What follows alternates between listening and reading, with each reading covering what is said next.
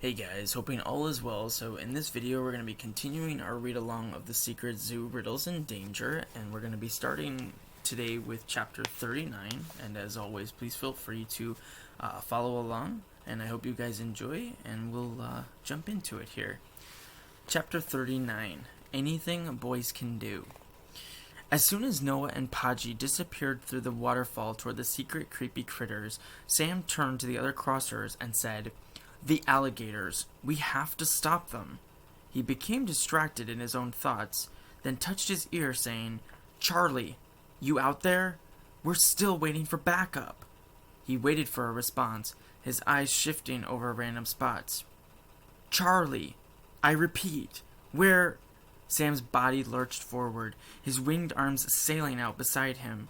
He clunked his head on the ground and lay perfectly still, his limp wings spread like a blanket across his back. "Sam!" Solana cried. For a second, Ella didn't understand what had happened.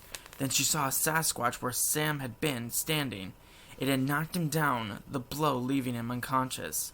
The Sasquatches from down the hall were advancing on them, seeming to wade upstream in a nightmarish river of alligators.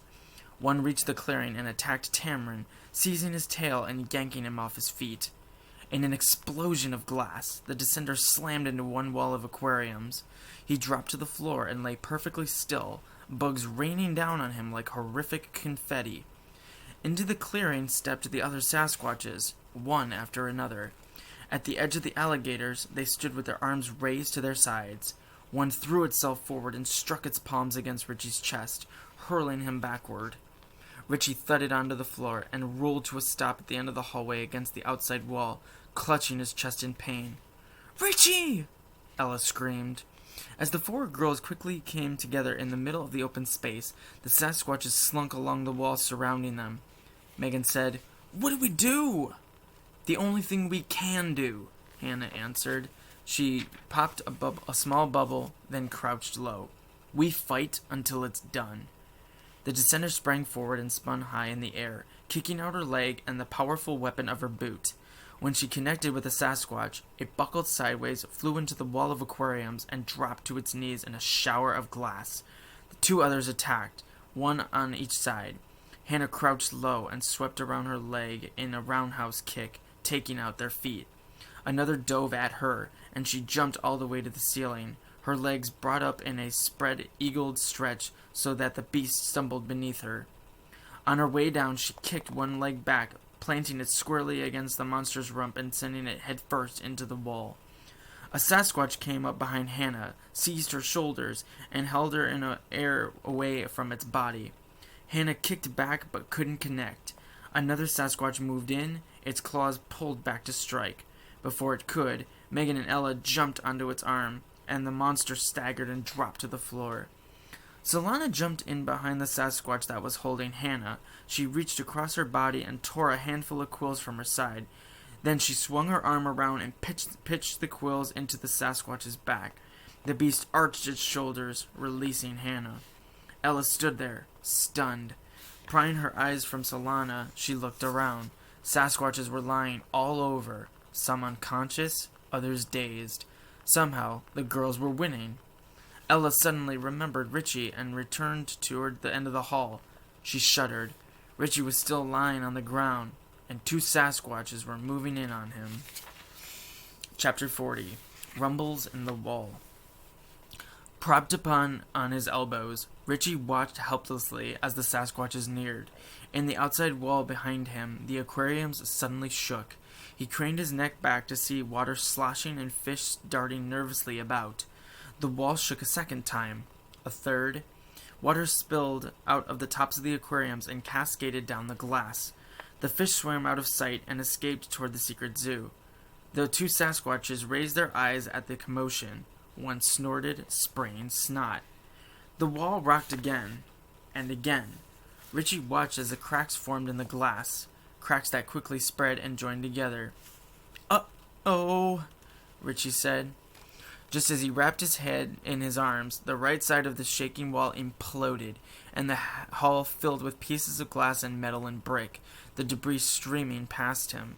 Water spilled everywhere. Through a cloud of dust lunged two animals that Richie knew, Blizzard and Little Bighorn. As the rhino landed, his big hooves shattered the tiles. He turned, and with a sideways jerk of his head, scooped up one Sasquatch and heaved it up to the ceiling. The monster crashed into the fake goop and then dropped to the floor, unmoving. Blizzard rammed into the other Sasquatch, sank his teeth into its ankle, and slung it against the wall with a pull of his long neck. The monster dropped to the ground. When it tried to raise itself, it immediately collapsed, pieces of glass showering across its back. Through a gaping hole in the wall, Tank appeared. He kicked through the wreckage and hoisted Richie to his feet. Then he reached out and straightened Richie's glasses. "Sorry we're late, bub." "Huh?" said a dazed Richie. "We're late. Sorry about that. I had to round up a crew." Richie had no idea what he was talking about. Richie, in fact, had no real concept of much at the moment. "Crew?" Tank glanced out at the broken wall into the dark night. "Here they come now." Richie peered outside. Nothing was there. "Don't sweat it. They're just birds, and you've met them before." He suddenly lay a hand on Richie's head, palming it like a basketball. "But you're going to want to duck for this." As the big man dropped, pulling Richie along, birds poured in from the open wall, an endless number of black-capped chickadees. Their wings a fluttery blur, they filled the top half of the hallway, their sheer numbers blotting out the ceiling. Loose feathers rained down, and a few of them landing on Tank's bald head, looking startlingly white against his dark skin. The chickadees swarmed past the girls, who dropped to their hands and knees. In groups of 100 or more, some birds carried large nets in their tiny talons. Seconds after flying into the building, one group dropped its net on a Sasquatch, which thrashed its arms, entangled itself, and fell to the ground. The same pack of chickadees then swooped down and drew in the edges of the net, bundling and twisting their captive, leaving it snarling and biting at the cords. A second group of chickadees released their net over another Sasquatch and repeated the same process.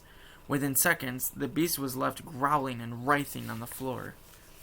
Richie looked again at the girls. Covered in chickadee feathers, Ella and Megan were sitting on their knees, cheering. Solana was leaning forward with her forehead pressed against the floor, as in a thankful prayer. Hannah burst a bubble against a broad smile. The chickadees continued to stream in through an open wall.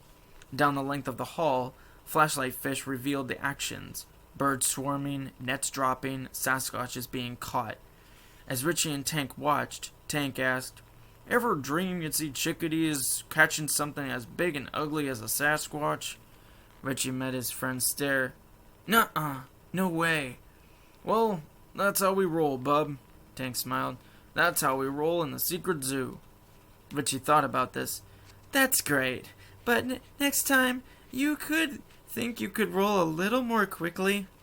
The big man bellowed with laughter and swatted Richie's shoulder, nearly knocking him down. Richie straightened and looked around. Things weren't over. Not yet. Alligators were still escaping, and the gateway to the secret creepy critters needed to be closed. Thinking of the latter, Richie peered over at the middle waterfall in Gator Falls. There was still no sign of Noah or Podgy. Chapter 41. A Pendulum Between Two Worlds. Noah, his hands clutching the curtain, swung back into the secret creepy critters, the world blurring on both of his sides. At his rearward peak, a Sasquatch swiped at him, but its claws whooshed over Noah's head as he dropped back down. The curtains tasseled, pulled through the mud, and Noah portaled again in Gator Falls. He swung out and up, then slowed to a stop in the air. An alligator lunged at him, its jaws snapping shut on emptiness just as Noah was pulled back toward the sector. The curtain had become a pendulum between two worlds. As he passed beneath the rod, he peered up. A single ring was all that held the curtain. For Noah, the cave became the sector. As the curtain swung out, a Sasquatch moved in front of the portal, a snarl on its face. Having to think fast, Noah kicked his legs forward as he came down, crashing his feet against the monster and sending it with him back into Gator Falls. In the tunnel, several alligators had turned back. The Sasquatch stepped out on the snout of one and fell to the ground. As the confused alligator sprang open its jaws, Noah spread eagled to his legs to avoid its bite. The curtain lifted him high, then down again. As he fell, he bounced his heels on the reptile's snout, driving it into the mud. Noah couldn't keep this up. The curtain had to come down, but it needed to happen while he was in Gator Falls. If it didn't, he'd be trapped in the secret zoo. He portaled out of the Clarksville Zoo again and up into the air. As the curtain dropped from its highest reach, he peered over his shoulder and saw a Sasquatch charging on all fours.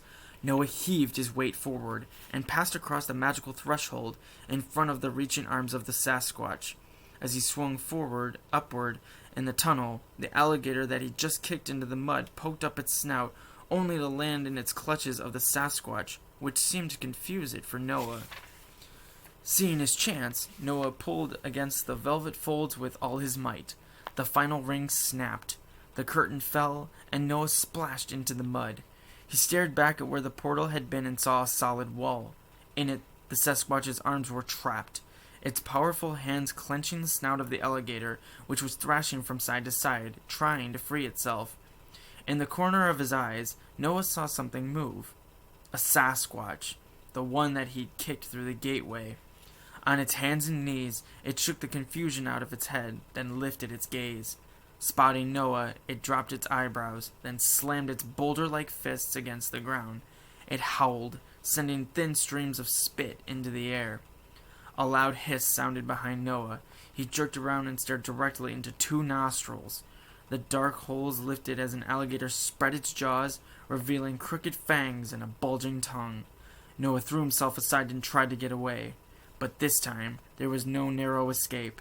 This time, the alligator clamped down on Noah, sinking its sharp teeth into his body. Chapter 42. PDog Sets the Trap. PDog poked his head up from the secret tunnel beside little dogs of the prairie. He glanced in every direction, then leaped out with a squeaky grunt. He turned back, rose onto its haunches, and yipped once. From the tunnel emerged his companions, one after another, more than 100, trampling down on a snowy lawn of the Clarksville Zoo. PDog charged off, leading the prairie dogs toward their destination, Creepy Critters. At the exhibit, the animals bounded up the staircase to the front entrance, stepping around shards of glass and metal. PDog gave the air an intense investigative sniff and moved inside. Alligators covered the floor as they crawled for the open doorway, their fangs gleaming in the hall's magic light. PDog swung his head back and yipped wildly. The prairie dogs, massed together, stormed into the building. Growling and hissing, the alligators parted their jaws and prepared to strike. When the two groups collided, PDog slipped into the open mouth of an alligator. As it chomped down, he sprang off its spongy tongue and landed on the back of a second alligator. By the time this one swung around to attack, PDog had already jumped to the back of a third. Then he cleared the space to a fourth, a fifth, crossing their knobby backs like stepping stones. Yipping and squealing, the other prairie dogs scampered across the alligators, crossing their tails and backs like a rugged terrain of a familiar savanna. The alligators thrashed and bucked and bit, their jaws closing far beyond the rodents' rumps. As one prairie dog reached an open-facing alligator, he ran across its back and leaped from its inclined snout as if from a diving board. The flashlight fish continued to shine. Darkness seemed huddled in corners, fearful of their magic. As PDog veered into the creepy core, he came upon the open jaws of 3 alligators, all in a row. He darted through them, hurtling their teeth. The mouths snapped shut, one after another, missing him each time. PDog led the prairie dogs down the hall toward Gator Falls. The alligators continued to turn back to chase them, having no idea they were heading into a trap. Richie pointed down the hallway beneath the chickadees and rolled his head toward Tank, saying, Is that PDog? Tank roared laughter. Yep. But won't he, get eaten? Not if he's fast. Richie watched a new group of chickadees release their net, this time over a grouping of alligators. The alligators thrashed about, entangling themselves. Unable to move, they simply lay there, their legs meshed in the rope. The chickadees then descended and dragged the edges of the net forward, scooping it around their captives and pulling it tight. Prairie dogs leapt out of the way as one another of the chickadees dropped from a second net. Then became a third net, a fourth, a fifth, like bombs from airplanes. More and more alligators became snarled, twisted, and trapped. It took only minutes for the alligators in the hull to be contained. The chickadees then went to the work on the ones escaping from the tunnel to the secret zoo. Ella called out, "Guys, look!" She pointed toward Gator Falls, where Podgy had just punched through the middle of waterfall. One thing stopped Richie from feeling good about this. Noah wasn't on his back. And I'll stop the video there, ending chapter 42. But I hope you guys enjoyed this video, and I hope to see you guys very soon as we end the very final chapters of the Secret Zoo Riddles in Danger. But as always, guys, thank you so much for watching. Please take good care of yourselves and be safe. Bye.